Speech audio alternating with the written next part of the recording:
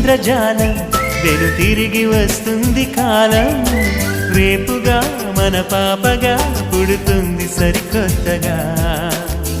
నీవు నాకు తోడుగా నేను నీకు నీడగా ప్రతి రేయి తీయగా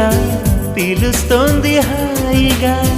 ఇలా ఉండిపోతే చాలుగా నువ్వంటే నాకిష్టమని అన్నది నా ప్రతి శ్వాస